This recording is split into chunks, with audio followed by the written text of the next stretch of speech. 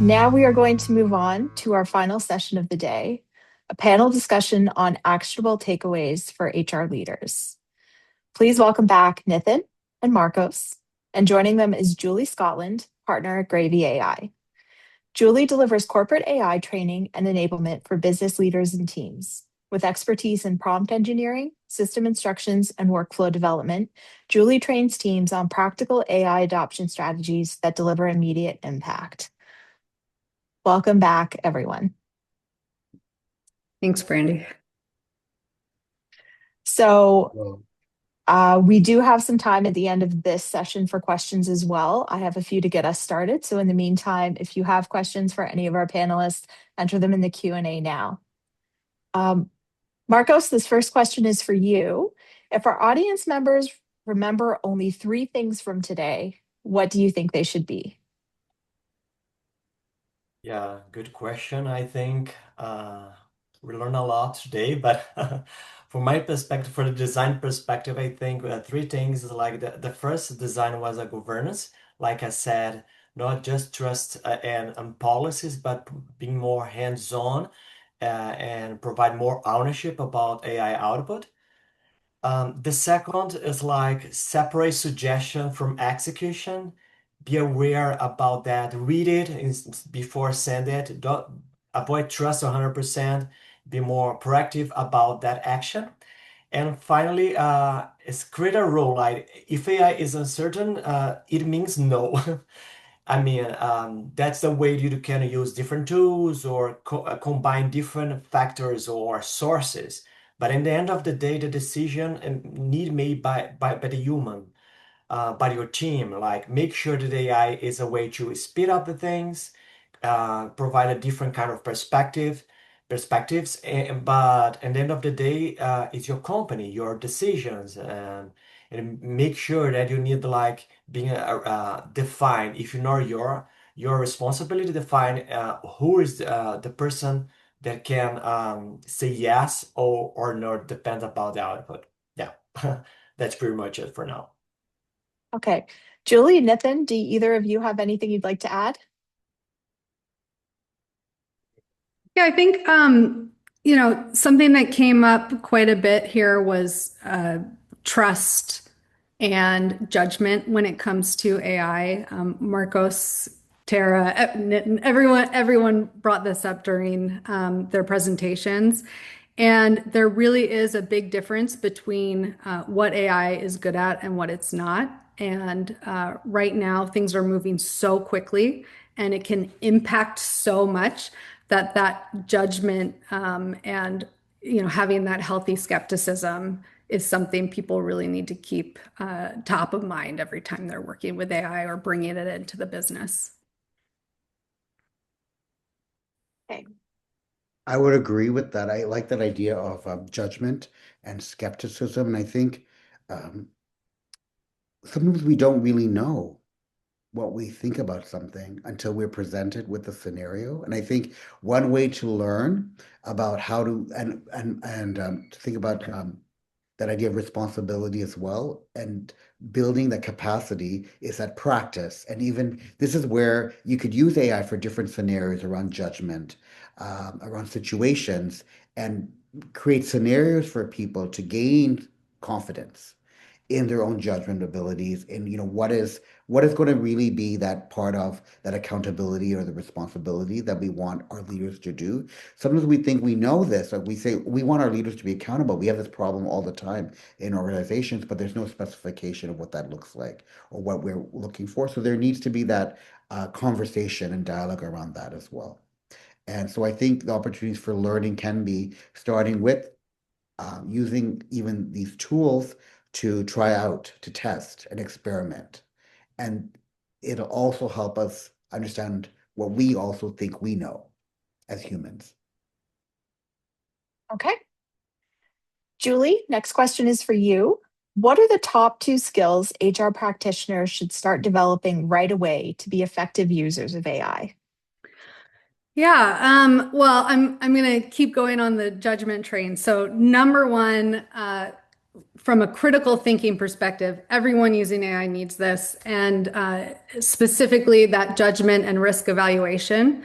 So, in a on the people side of business, HR is sitting on the most sensitive data, um, really high stakes decisions. We're talking hiring, compensation, performance, terminations. So you cannot just take AI outputs at face value when you're jumping in.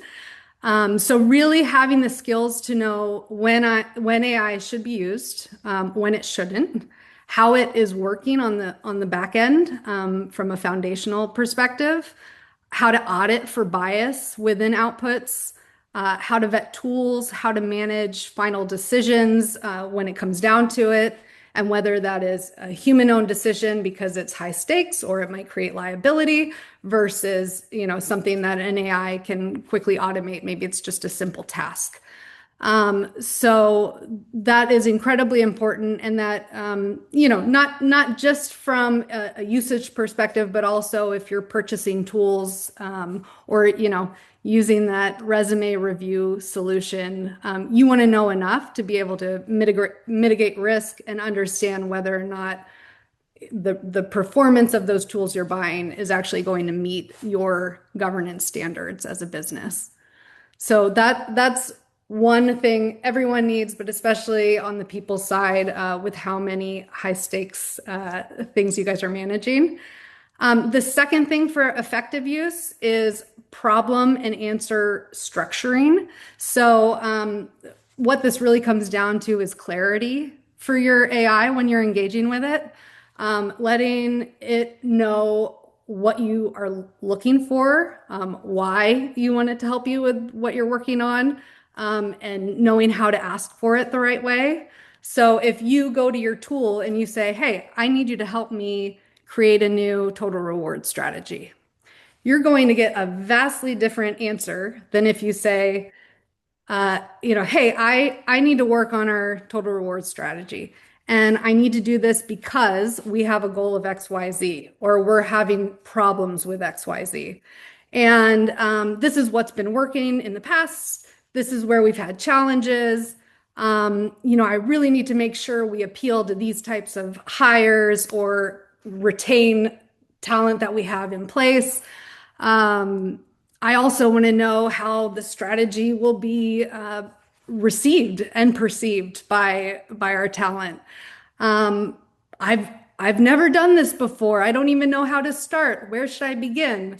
What other questions can you as a tool ask me to help you create better outputs? So thinking about all the ways it can help you create a better input to get the output you want, it's a really, really good skill to have.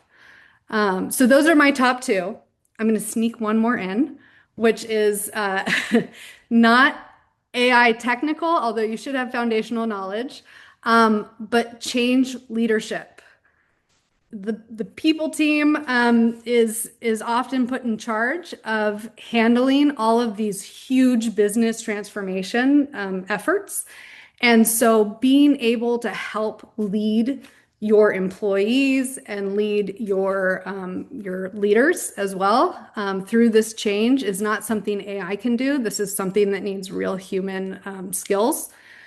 So that's also another great skill to have right now.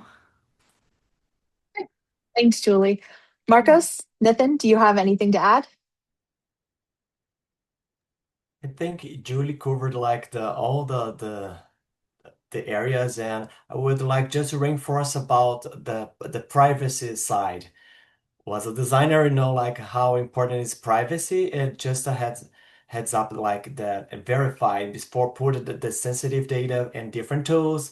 Make sure that you can read like if you put like the turn on or off like to share the data to for training purpose for the AI model and so on, because we're talking about people, right? So the privacy is one of my main concerns was a designer.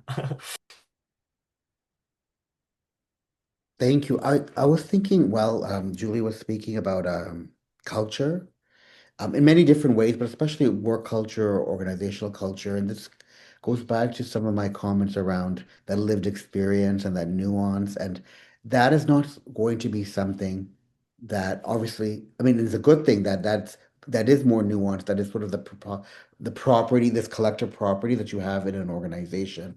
But that's always changing as well. But that can help craft, and here's where that originality and creativity could come in, craft some original solutions and applications of how you, your team, your group, your unit is going to use different AI tools. And because you, as that human, is going to adapt this whatever solution it suggests to your own cultural context that's going to work and thrive in that sense. So I think that aspect has to be there.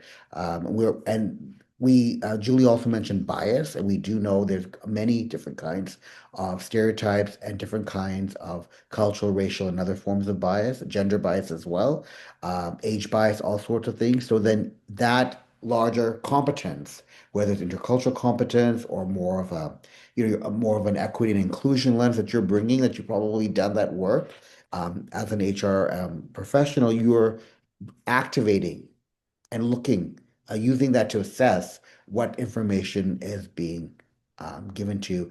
And Julie's suggestion of that dialogue and asking questions and refining what you get to kind of make it more, um, again, to your culture, to your situation. And then you can try, be a bit more agnostic and try different kinds of tools, and you might get different kinds of results. I might ask other kinds of questions that you may not have thought about just on your own. So being curious. Yeah. Okay. Nitin, this one is for you. What signals tell you an organization is trying to do too much too fast when it comes to AI in HR? I think we're seeing a lot of those. I mean, I see these signals of, I think the worst part is getting rid of people en masse, and thinking that this new automated process will solve the problems, or fix the revenue stream issues.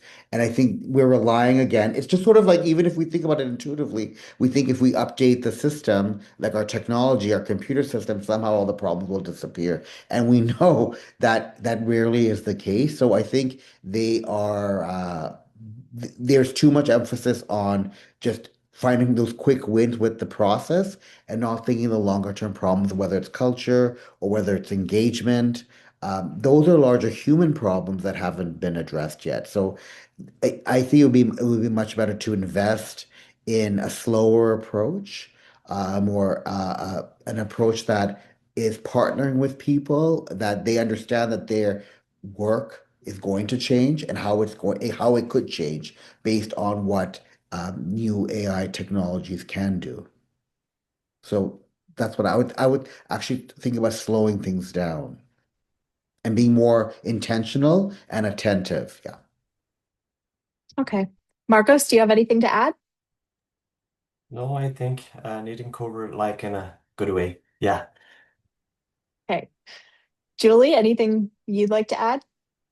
Yeah, I think that what I see is often that skipping governance. So it is better to slow down so you can speed up. I see governance as a huge enablement lever, because once people know what is safe to do with AI, they go nuts. I mean, they hit the ground running and really cool things start happening, and the business can move quickly. Um, I see companies buying without understanding. So they just invest in a ton of tools and then suddenly they're not working, or they're not used, or it wasn't the right purchase.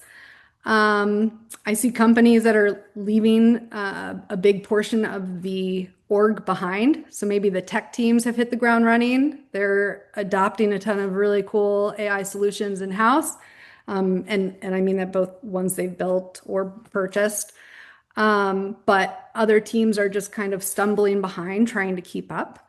And, we talk to leaders all the time because of the work we do, and there is just immense urgency and pressure at the top. And because of that, we've seen so many companies say, everybody use AI and then tell us what's working. And it's wonderful from a permission perspective that they are communicating, we are going to support this and move forward. But it causes a lot of challenges because there's no alignment at the top. There's no strategy that's been discussed. There's no ultimate goal of where the company is going with it. And that's where we've seen a lot of, fragmentation and problems arise.